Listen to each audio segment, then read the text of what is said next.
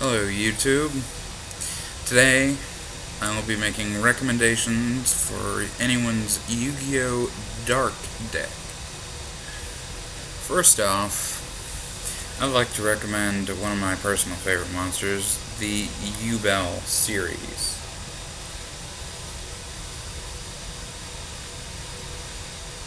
Yugioh form 1, 2, and 3. I suppose you could stop in the middle or with just the first one, but I don't see the point.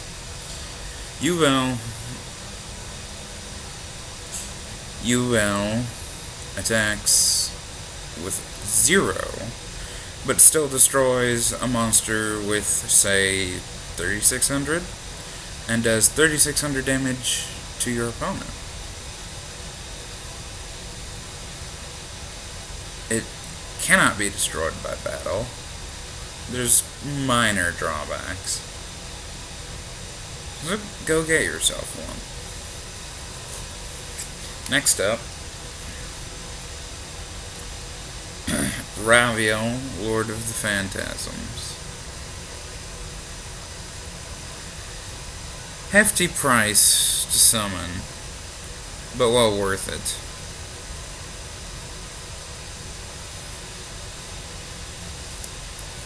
He has an attack and defense of 4,000, and his effect can make him even stronger. And he can also produce tokens. You just need 3 fiends to sacrifice for his summoning. Honestly, not a problem for me.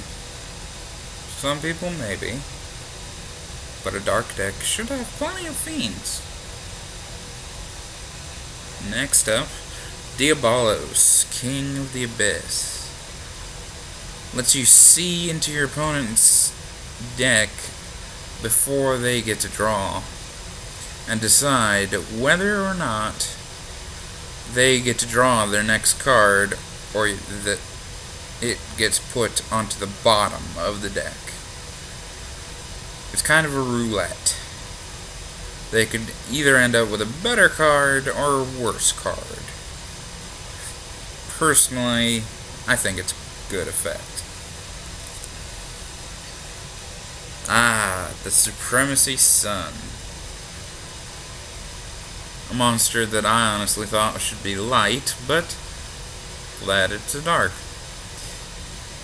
A fiend monster with 3,000. It revives itself after being taken off of the field. Enough said.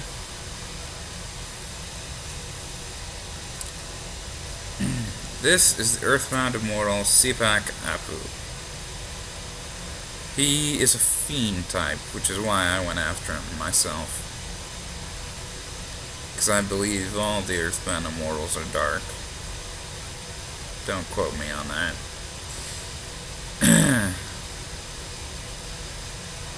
Has an attack of 3,000, can attack your opponent directly. Pretty boss. Large and in charge. Just like myself.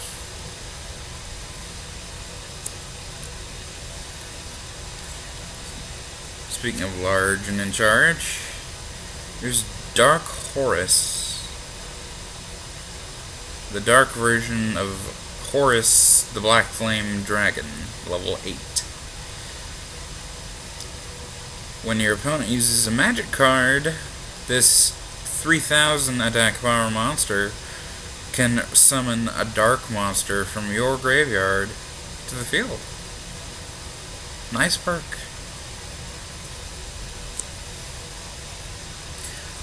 A Dark Necrofear.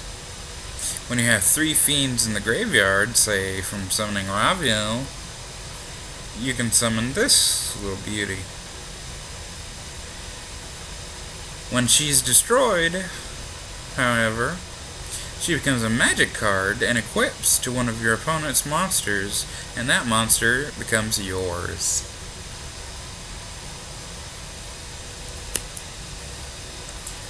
Belial, the Marquis of Darkness.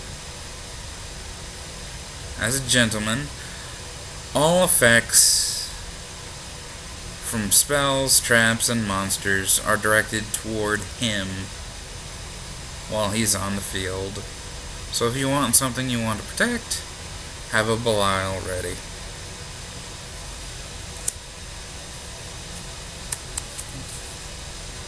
Here is a Grapha, Dragon Lord of Dark World.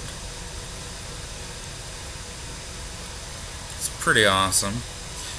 If you control a Dark World monster, you can bring it back from the graveyard infinitely. For those of you that enjoy fiend monsters, something to think about. A Dark Arm Dragon. This card is very popular on the net, from what I hear. But packs quite a wallop thanks to its effect, and not bad attack.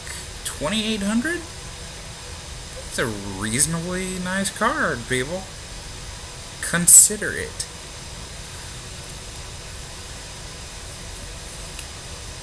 This is Dark Nephthys. When you have 3 dark monsters in your graveyard, you can remove from play one of them and let this take its place. And then it can special summon itself during your next standby phase. Pretty impressive. Its attack leaves a little something to be desired, but when it's special summoned, it destroys the spell or trap. So, decent card. I particularly just liked it because it's a dark counterpart. The Wicked Dreadroot.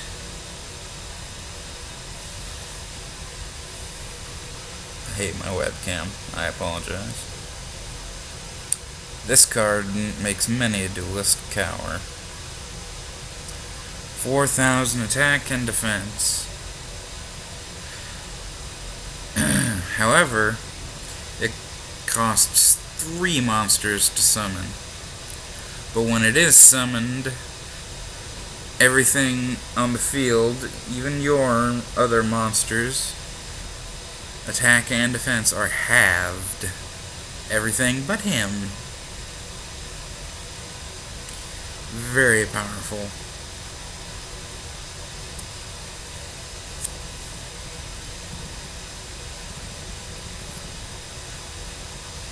This is the Invader of Darkness. 2,900, and it stops all quick play magic cards. So your opponent cannot pull a fast one on you. Decent attack. Mediocre ability. I go to C+.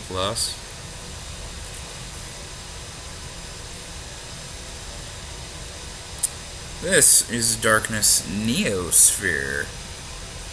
Another personal fave. Check out that creepy son of a bitch.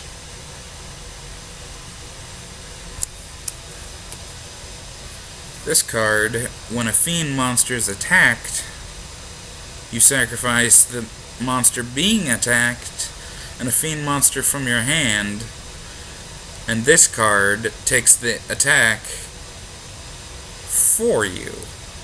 However, this has 4,000, so your opponent is most likely going to lose a nice chunk of life points for you. And it cannot be destroyed by battle. And once per turn, if you wish, for some unknown reason, you can return all your traps on the field to your hand. So, there's that too.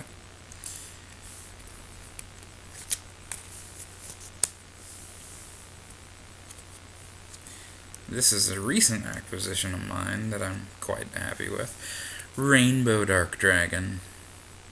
Doesn't require any crystal beasts. Simply requires 7 dark monsters in the grave. Has original attack of 4,000, just like the original Rainbow Dragon. But its attack grows depending on how many dark monsters you remove from play after the original 7. That's on the field and in your graveyard. I believe 5,000 each? Or 500 each, excuse me.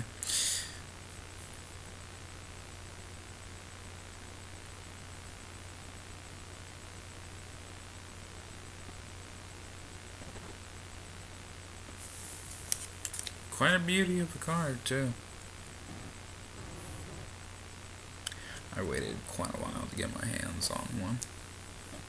And last, and probably least out of these cards that I'm displaying today, Doomsday Horror.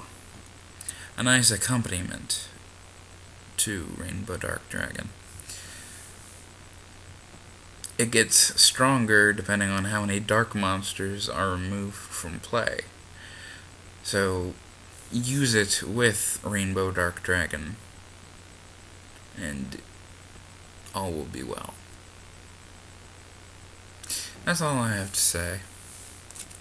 These are just simple suggestions of cards to use. I've used them myself. I used most of them today. I just thought I'd lend a hand to anyone thinking about making a darkness deck. Some of these cards may break the bank, however. Be warned. Auf Wiedersehen.